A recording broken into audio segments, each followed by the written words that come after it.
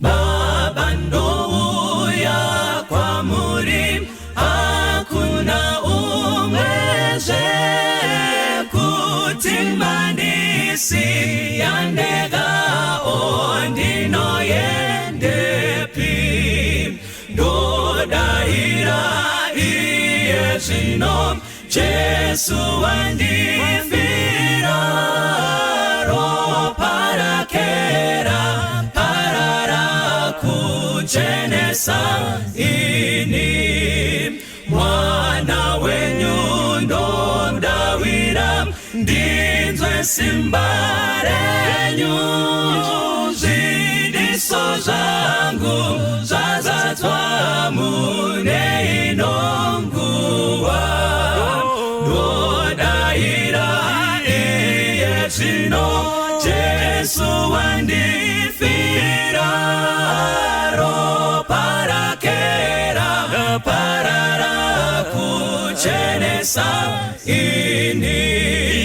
Mubambiwe rudawiro notarisa imwi nogashira chipo chenyu ndiponeswe nacho. Ndodaira iyezino Jesu wandifira, roparakera parara kuchenesa ini.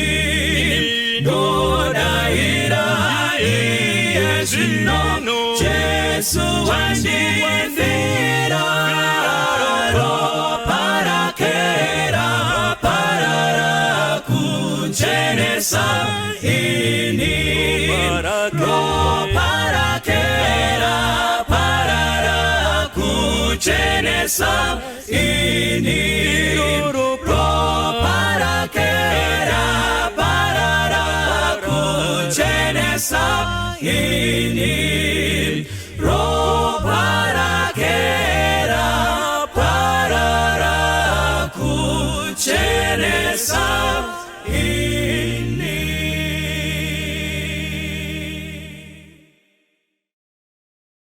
Toda kukwazisa isangano raMwari muzita raJesu panguva ino. Toda kutenda Mwari anoramba achitipa mukana wekuti tiswedere pedyo naye. Mukana wacho tichiri kutenderwa wekunzwa shoko raMwari. Tisati tapinda pakuverenga shoko, regai tinamate. Baba vedu vari kudenga muzita raJesu, tinokutendai nemukana wamatipa wekuswedera pedyo nechigaro chenyu. Panguva ino apo takuvhura shoko renyu dzvene, tinokumbirawo kutsanangurirwa nemi, kuti kana mataura kamwe chete tikunzwei kaviri. Kudenga kwanaka tinoda zvimiro zvakafanira kuponeseka. Vaina vana venyu kwose kwavari, tiitirewo nyasha muzita raJesu tinonamata. Amen. Nhasi uno toda kutarisa pamusoro pe chapter yatinowana kubhuku raLuke chapter 13.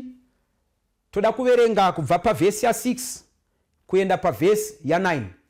Luke chapter 13 vhesi ya6 kusvika pavhesi ya9.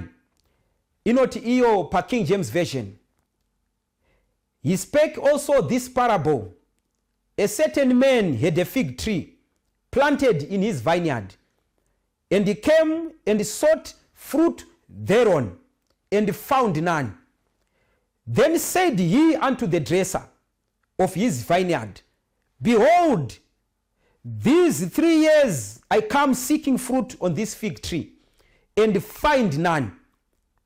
Cut it down. Why cumbereth it the ground? Verse 8. And he answering said unto him, Lord, let it alone this year only, this year also, till I shall dig about it and dung it. Verse 9. And if it bear fruit, well, and if not, then after that thou shalt cut it down. Mwari ngavawedzere chikomborero pakuverengwa kweshoko ravo. Musoro wedu wenyaya unoti iwo, Muregei henyu Nhaka, Muregei henyu Nhaka. Now tikatarisa nyaya iri kuitikai tichibva nayo pa vesi ya 1 ya Luke chapter 13, munoona kuti panosvika rimwe boka rasvika pana Jesu. Vanosvika vachiudza Jesu pamusoro pechimwe chiitiko chakanga chaitika kune mamwe maJudha. Now chiitiko ichi Jesu paakachinzwa zvakanga zvawira vanhu ava vakafa, vanhu vaitaura pfungwa iyi kuna Jesu vaita sekuti vanhu vakafa as a judgment yabva kuna Mwari. Saka Jesu unotanga kuvatsanangurira pamusoro pezviitiko zviviri zvaakanga anzwa.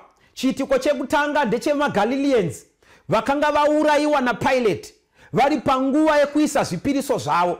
Pilate ndokuvauraya, ropa rikadeuka. Saka vanhu ava vari kutarisa chiitiko ichi vari kuti vafa ava vaurawa vafa nekuti vaiva vatadzi, isu tiri nani kuvadarika nekuti tiri vapenyu. Ndo pfungwa yanga iri kuuya nemachinda. Pfungwa yechipiri ndevamwe vanhu vakanga vari mabystanders, then a building fell, ivo ndokuurayirwa ipapo.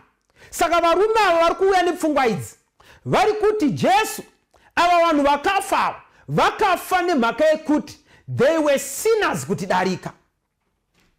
Saka in other words chiri kuitika pano ndechekuti vari kuti isu tiri vapenyu, tiri nani kudarika vanhu ava nekuti ivo vafa.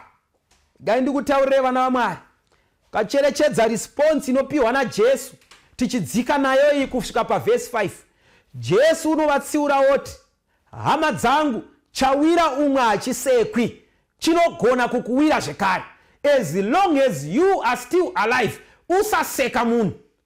Jesu ari kuvapatsanurira nyaya kuti kufa kwaita vanhu ava haisi nyaya yekuti ivo vatadzi kukudarikai, asi nyaya yerufu inosvika kumunhu wose. In other words, Jesu ari kuti hakuna munhu anogona kutiza rufu. Rufu runouya kuvanhu vose, whether you are righteous or you are not righteous. Rufu runosvika kuvanhu. Rufu ndumaenzanise, runoenzanisa vanhu vose. Kubudisa pachena kuti tingashainirana tiri vapenyu nhasi, tingaita mapoka nemapoka tiri vapenyu nhasi, tingade kuudzana maclasses tiri vapenyu nhasi, but one day rufu runoenzanisa munhu wose. Kana munhu achinge wafa, tariro yose yekurarama inopera.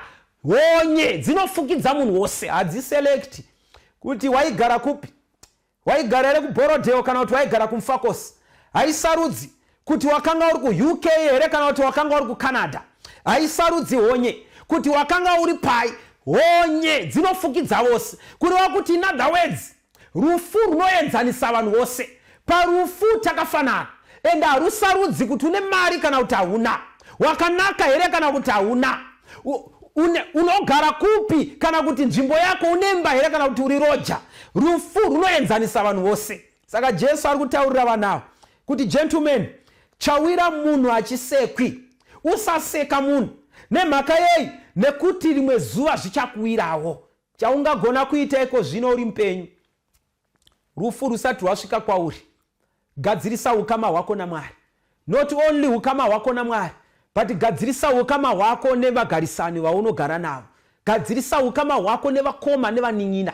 So many times vanhu vanoda kumira pabody viewing vachibhabhaisa munhu nekutaura mashoko akanaka. Bhokisi rakudzika pasi munhu akunovigwa, ndo panotanga kutaurwa nyaya dzekuti undiregerere pane zvatakaitira. Bhaibheri rinobuditsa pachena kuti wakafa hakuna chaanoziva. Kana chakanaka tichiitirana tiri vapenyu, ngazviitwe tiri vapenyu. Kana rudo ruchitsva mukati medzimba vana baba nana amai, ngarutsve tiri vapenyu. Kana rudo ruchitsva pakati pevabereki nevana, ngarutsve tiri vapenyu. Kana zvichiitika nevabereki vari kumamisha, ngativashanyirei tiri vapenyu. Nekuti kuseri kweguva hakuna munamato, kuseri kweguva hakuna achaziva, chero ukataura haachanzwi. Itirana zvakanaka muri vapenyu. So Jesu ari kutaura kuti nyaya yerufu hakuna anoitiza, hakuna anoti ina handifi, it's inevitable, hakuna munhu anogona kuzviavoida. But Jesu ari kutaura pachena kuti hama dzangu, musavhairirana kuti isusu tiri vatsvene nekuti hatina kufa. Nyaya yerufu inosvika kumunhu wose. And in other words, Jesu ari kuti iye gadzirisaiwo ukama hwenyu, so that pamunowirwa nedambudziko rawira ivava, imiwo rikuwanei mune ukama huri nani naJesu. Hama dzangu, panyika ino Jesu kana asati auya tichafa. Iye ari kutotaura nemi nerimwe zuva Jesu asati auya ndichafa. Asi chakakosha, ifa uri mukati memaoko aKristu, zorora uri mukati memaoko aKristu. Zvakazarurwa inotaura pachena chapter 14 paverse 13 kuti vakakomborerwa vanofira muna Jesu nekuti mabasa avo achavateverera. Saka iwewe pauri kurarama, rarama semunhu anoziva kuti iwewe unofana kugadzirisa ukama naMwari. Saka Jesu nyaya iyo iri pavhesi ya 1 kusvika pavhesi 5 ndo inomusunda kuti ape parable yatinoona pavhesi ya 6 yaanotaura pamusoro pemuridzi wevineyard, the vine dresser and the fig tree.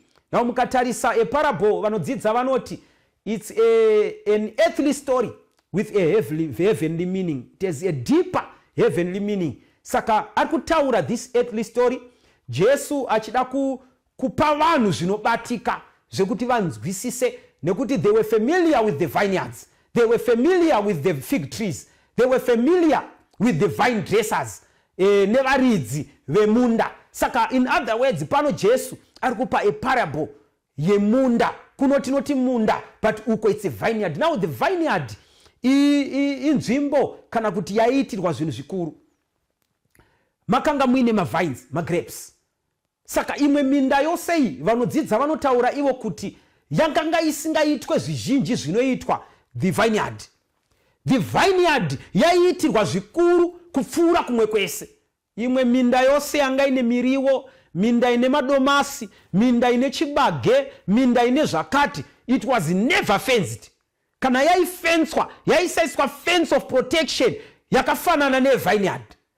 Vineyard yakanga iri a fencing yekuti even matsotsi vaisapinda, even my little foxes aisapinda. Sezvinotaurwa kuna Songs of Solomon, tibatirewo tumakava twakanganisa mizambiringa. Saka in other words, it was well fenced, kuratidza protection inoiswa naMwari inoiswa nemuridzi wemunda pamunda wake with the vine. And also paitohaiwa mavine dressers, paihaiwa masecurity guards kuti vaprotecte nzvimbo iyi, the vineyard. Madressers ndo vaisa manyowa, vaidiridzira, vachisakurira kuti nzvimbo iyi irambe yakanaka. Saka tisingatori nguva yakareba, tisingatendereri zvakanyanya, parable iyi, an earthly story with a heavenly meaning, Jesu akanga ari kungoti muridzi wemunda ndiMwari wekumusoro kudenga. Hallelujah. Iye the vine dresser ndiye Jesu Kristu wakatumwa panyika kuzosakurira marudzi evanhu kuti pada imwe nguva vangaponeseke.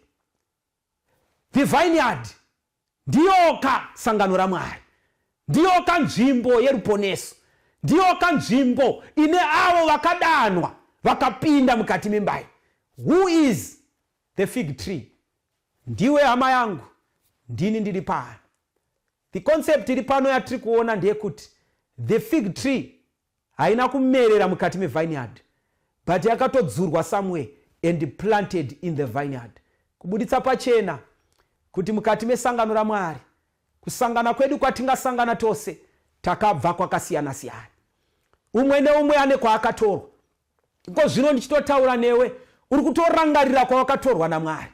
Iko zvino ndichitotaura Mwari vari mubusiness rekutotora vanhu vachiita plant the fig trees into the vineyard. So the fig tree, which is you and me, we were planted in the vineyard. Who is the vine dresser? It is Jesus Christ. Ndiye Jesu wakazvipira basa iri rekuti ndicharimira nekusakurira kuti vanhu vabereke zvibereko. Saka mukati mevineyard iyi tiri kuona vana vaMwari, they are being planted. Fig trees are being planted. Vamwe vachibva kumidzimu namashavi, vamwe vachibva in prostitution, vamwe vachibva mukati humhondi, hutsotsi nehuipi hwenyika ino. Vose vachiuya panyika pano vakanga vari kuuya mukati mesangano raMwari, and we were planted. Amazing grace, nyasha dzinobva kuna Mwari. Johana achitarisa nyaya iyi 1 John chapter 3 anoti iye Tarirayo kukura kwerudo rwatakaitirwa naMwari rokuti isu tinzi vana vaMwari. John chapter 1 pavhesi ya12 yoti iyo kune vose vakamugamuchira wakavapa simba rekunzi vana vaMwari, kureva kuti tiri zvitsiga zvakaburwa pamoto. Vamweko zvino ngiro dzichitarisa dzichiona vamwe vanhu vakadyarwa vari muchechi yaMwari, dzinoona magevenga ekudhara, vanhu vakanga vasingabviri, dzinotoona vamwe vanhu vekuti dzinoti iya uyu waisagona kuti apinde muno, but because of God's grace, nekuda kwenyasha dzaMwari, nyasha dzakatiunza pano, nekuda kwenyasha takadyarwa as fig trees in the vineyard, mumunda waMwari. So tese takabva kwakasiyana, and at the foot of the cross, kunyangwe tiri anani kwatinobva, the ground is level. Tose takafanana, tose takatorwa tikauya, tose tirimo kudaro. Jesu chaanotarisira pakusakurira nekudiridzira ndechekuti Mwari vaone zvibereko. Rega ndikutaurire mudikamu, chawakadyarirwa muimba yaMwari ndechekuti ubereke zvibereko. Chawakadyarirwa mukati memba yaMwari ndechekuti uratidze zvibereko zvekutendeuka. Saka pakutarisa zvibereko, Bhaibheri rinotiudza pachena kuti muridzi wemunda anova iye ndiye Mwari unogara nekusingaperi. Jehovha Adonai Yahweh ari kuuya kuzotarisa zvibereko. Paari kusvika achitarisa zvibereko, Bhaibheri rinotiudza kuti he found none. Ivhesi ya6 the last part inoti he found none, hakuna chaakaona. Now mutemo wemafig trees, kune vanodzidza vanoti waiti ukaudyara waifanira kumirira makore anoita iwo 3 years usati waenda kunotsvaga zvibereko, nekuti ukaenda earlier waigona kuwana pasina. Now pano Mwari havasi kuuya after 3 years, vari kuuya makore ati fambei, vosvika vachitarisa kuona kuti pane zvibereko here, vosvika pakushaya. I want to think kuti pavakasvika after 3 years vakatarisa vakaona zvibereko pasina, ndokuti regai ndimbomupa mukana. Ndokudzoka zvekare vakatarisa zvibereko vakaona pasina, nemhaka yekuti mamwe mafig trees haatorina hanya yekuita zvibereko. Havatorina hanya, they are just enjoying the privileges of being in a vineyard, the privileges of protection, kuchengetwa naMwari. Makombi vanokwira asi maaccident havasangani nawo, anotosimuka achienda kugirlfriend, kombi wotokwira wodzoka. You are driving going to a small house, wotosvika wodzoka, dzingori nyasha dzaMwari. Mwari vachingodongorera vachitarisa zvibereko, and he finds none. Anoona pasina chibereko. Zvose zviri kuitwa, zvitema zviri kuitwa navanhu, Mwari vari kushaya zvibereko, but they are enjoying the privilege of being in the vineyard. Ndeme mavine zviri kuitwamo ndezvemavine, but a fig tree is there. Iri kudya zvinodya mavine, iri kuwana the soil yemavine, iri kuwana kumanyowa nekudiridzirwa zvinoitirwa mavine, but apart from all that hapana kana zvibereko. Ngandibvunze hama yangu, uri muti wakadyarwa, zviripo here zvibereko? Mwari pavari kutarisa pauri vari kuona here zvibereko? Kana kuti you are just one of those hypocrites, you are just one of those people vanongova muchechi yaMwari but zvibereko hapana. The word hypocrite coming from the word hypocrites rinoreva iro kuti a pretender or an actor on a stage, kuburitsa pachena chimiro chevatendi vanhasi. They are just actors on the stage. Stage yavo yekuacta isangano raMwari, ndo pavanoenda pamberi pesangano vakabata mabhaibheri akakura, musoro uri paholy angle vachinyahwaira, vachikwazisa vanhu with a holy greeting, vachiimbira istafara tasanganiswa, vachisumuka kuenda kumacamp meeting, vachisimuka kuenda kumaprograms edhokas, madhokasi congress, madhokama programs, amo congress, mayouth programs, big sabbath achiitwa, but medzisiro zvibereko zviri kushayikwa. Pane here zvibereko zvaungapointa kuti Mwari ichi chibereko ichi, kana kuti you are just a fig tree, urimo mukati memunda but hauna kana zvibereko. So paari kutarisa muridzi wemunda ari kuona pasina zvibereko, aona pasina zvibereko kudaro, he decides kuti it's been a long time, cut it down. Cut it down. Now the word cut it down riri kuburitsa pfungwa yekuvharwa kwenguva yemutsa ye fig tree. Regai ndikutaurire vana vaMwari, one day mutsa uchavharwa. One day Mwari uchati zvakwana. Nhasi uno ndo patiri kupiwa mukana.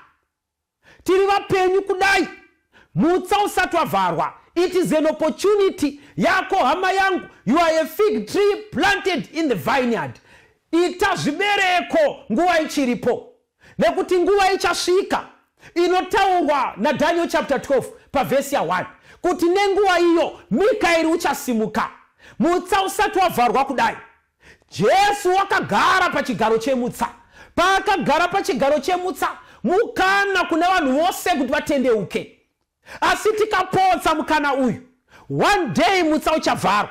Ukadzidza bhuku razvakazarurwa rinokuudza pachapter 22 pavhesi ya 11 kuti panoitwa in announcement yekuvharwa kwenguva yemutsa, kuti wakanaka ngaagare akanaka, wakaipa ngaagare akaipa, une tsvina ngaachiramba achiwedzera, uyo wakachena ngaarambe akadaro. Panguva iyo ministry yaJesu most holy place ichange yapera. Iko zvino Kristu akagara kurudyi rwaBaba. Basa rake guru nderekuti tikatadza patinonamata toti Ishe tirangarirei. Kristu uripo kuratidza mavanga kuna Mwari, woti ndiwo wandakafira, vanzwirewo ngoni, zvitema zvoregererwa. Asi there will come a time, because this time will pass. Nguva iyi ichapera, nekuti haizovipo nekusingaperi. Pachadaidzirwa kuti wakanaka ngaagara akanaka, wakaipa ngaagara akaipa. Panguva iyoyo shoko richatsvakwa, kutendeuka kuchatsvakwa, asi nguva inenge yapfuura. The time of probation is closed. Mwari anoshandisa inonzi a full cup principle. A full cup principle ndeyekuti pane mukombe paunenge uchipinda zvinopinda, ingava mvura ingava zvitema, uchizadza mukombe uya, mukombe unenge uchizara, mukombe unenge uchizara. You allow it to be full but not to be overfull. Haangatendere kuti irasikire. Mukombe unongotenderwa kuzara, asi hautenderwe kuti urasikire. Saka anoutendera paunenge uri kuita zvivi zvako, mukombe uri kuzara, mukombe uchingozara, mukombe uchingozara. Tarisai paSodhomu, vakanga vari kuzadza mukombe wavo. Mukombe pawakazara, Mwari haana kutendera kuti uite overfull. Akati handei tinotarisa ndokusvika kune varume vaakuda vamwe varume. Akati yowe apa panyanya ndokuti paradzai guta, asi Mwari ngaakudzwe kune vashoma vakabuda. Panoparadzwa vazhinji, Mwari ngaakudzwe varipo vanobatirira.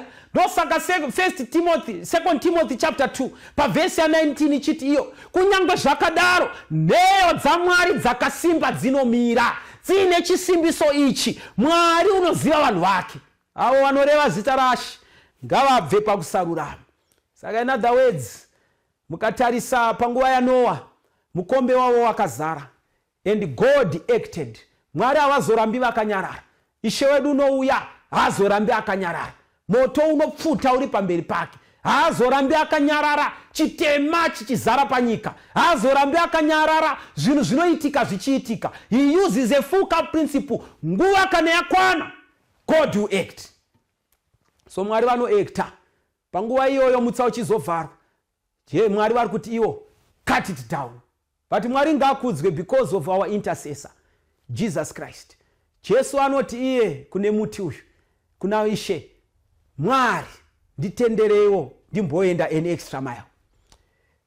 Dzimwe nguva pandakaenda naye handina kusvika chaipo. Let me go an extra mile. In that extra mile, kana zvikazoramba, mungazodimbura zvenyu. Regai ndikutaurire hama dzangu, Kristu unogomera. Kristu unoenda an extra mile to give us an opportunity to make things right with God. We are not portraying Mwari une hasha, unoda kuparadza vanhu, asi Kristu ndiye ane tsitsi. Tinoportraya Mwari une rudo nevanhu, Mwari unoda ruponeso rwevanhu, nekuti iye unotovhura mukana uyu kuti anoponeswa asarudze kuponeswa. Asi ndiso edu tinozoramba, asi Mwari une nyasha nevanhu. Kukumbira kunoita Jesu kungorangaridza Mwari kuti Mwari, rangariraiwo kuti vanhu ava ndo vandakafira panyika. Rangariraiwo kuti vanhu ava ndo vandakaroverwa panyika. Vanhu ava ndo vandakapfekedzerwa korona yeminzwa. Saka he pleaded for the people.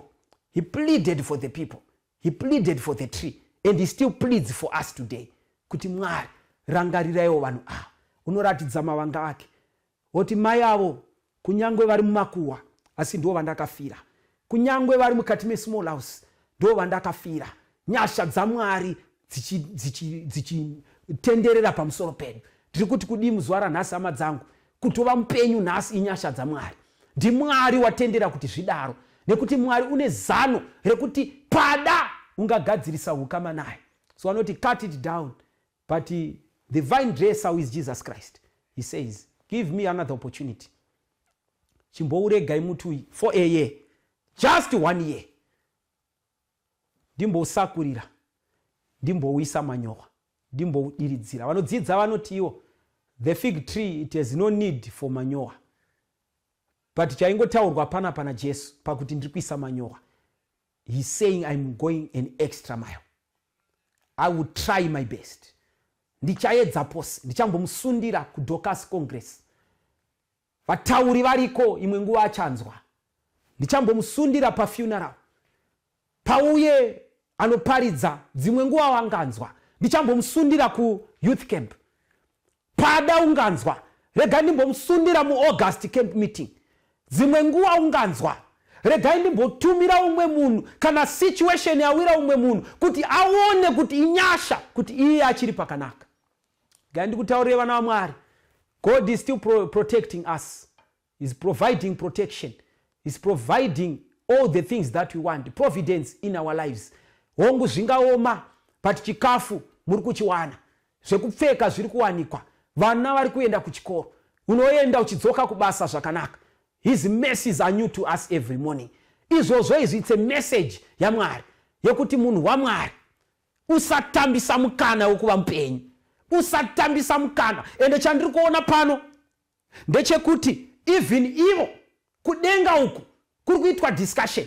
It's a discussion between the owner and the vine dresser, and the tree is not included. Muti uri kutaurwa nezvawo usiri kuziva. Mazita edu achigarirwa matare ekudenga. Rako riri kunzi kudii pamusoro paro. When the investigative judgment is taking place, rako parinopfuura pamberi pechigaro chaMwari rinonzi kudii. Hama dzangu, basa riri kuitwa kumost holy parichapera. Zvose zvichavhara. Ngirozi ichasimuka kubva pano panyika, yokwidza kuenda kudenga yonosaluta, yoti Mwari pangu ndapedza. I've recorded with the terrible exactness everything pamusoro pemurandakadzi nemurandarume wenyu. Itai zvakafanira. Panosaluta ngirozi ichienda, ichasaluta ichiti iwewe waitei. Teerera mudikani, usatambisa mukana weruponeso. Unotaura umwe anoti razuro ibenzi, izuva rakapfuura. Ramangwana haripo mumaoko edu. Ranhasi ndo ratinaro. Gadzirisa ukama hwako nguva ichiripo naMwari. Gadzirisa ukama hwako. Apo muti uri kutaurwa nezvawo hausi kuziva. Apo muti uchaudzwa kunzi ngaudamburwe, when the probation closes hauna anoudzwa, kungoona uchidamburwa. Ndikuti hama yangu, the discussion iso hatizivi. When the probation will close, hakuna unoziva. Nasi uno ndio mukana wekugadzirisa. Nasi uno ndio nguva yacho. Jesu ari kuti imbondipaiwo mukana. Ndoda kudiridzira, ndoda kusakurira, ndoda kuita zvose. The owner of the vineyard ari kuti uyu muti tikaurega uri kutadzira pasi. It's cumbering the earth, the soil. In other words, ari kutadzisa vamwe kukura. Ende vasingabereki zvibereko, they are trouble to others. Idambudziko kune vamwe. Kukonzeresa mukati memba yaMwari. Kukonzeresa muupenyu hwevanhu. Kubloka vamwe kuvavhiringidza panyaya yeruponeso. Kudzivirira the progress of the work. kukanganisa kufamba kwevhangeri. They are always on the negative because their mission is to disturb the word of God. Vari kutadzira pasi. So muridzi wemunda ari kuti tingaurega seiko uti uripo, touregereiko uripo. Uri kutadzisa pasi, uri kutadzira pasi. Vamwe vari kuona muti uyu vari kungoti urimo muvineyard, but mabasa awo haasi emuvineyard. Vamwe maitiro ari kutoshoresa kune vasingazivi Mwari kuti munhu uyu mararamiro wake anozvifambisa sei. Ngai ndikutaurire vana vaMwari, when this conversation pairi kuitika, imwe nguva iri kuitika pamusoro pezita rako, denga riri kuti cut it down. Uri kutadzira pasi, uri kushoresa Mwari nezita rake. Ati Jesu ari kuti mupewo mukana, mupei another opportunity. Maybe you have been given another opportunity. Wapiwa umwe mukana wekuti ugadzirise. Pari kunzikana akaita zvibereko, well, anoenda mberi. But akatadza kuita zvibereko, you can cut it down. Hakuna ere conversation yakadai pamusoro pezita rako. Hakuna ere kutaurika, kuri kutaurika kwakadai pamusoro pezita rako. Ukama hwako naMwari hwakamira sei? Mukati mezuva ranhasi, mukati menguva ino, Mwari haunzi shoko pasina. Ari kutaura newe hama yangu. Ukama hwako naMwari hwakamira sei? Hausiriwe here muti uyu uri kutaurwa nezvawo kuti uri kutadzira pasi? Hausiriwe here muti uyu watariswa for so many years but there are no fruits? Are you sure kuti the year rawakapiwa, gore iroro bedzi rawakapiwa, are you sure kuti harisati rakupera? Zvakakosha kugadzirisa ukama hwako naMwari kuti denga parinotarisa rinoona uchibereka zvibereko. Asi rega ndikutaurira hama yangu, you cannot do it alone. Haukwanisi kubereka zvibereko woga. Kana wakaitwa grafted pana Jesu Kristu, unobereka zvibereko kuburikidza naJesu Kristu. Simba matiri hatina. Isa upenyu hwako kuna Jesu. Iwewe ukazvipira kuna Jesu, Jesu unokubatsira. Jesu unokupa simba. Haaregereri bedzi, asi anopa simba rekukurira chitema. Tikutarisa pana iye muvambi nemukwanisi wekutenda kwedu. Ndiye akauya panyika pano. Ndiye wakafira zvitema zvedu. Wakarembera pamuchinjikwa unodaidzira Baba wekudenga varegererei havazive zvavanoita.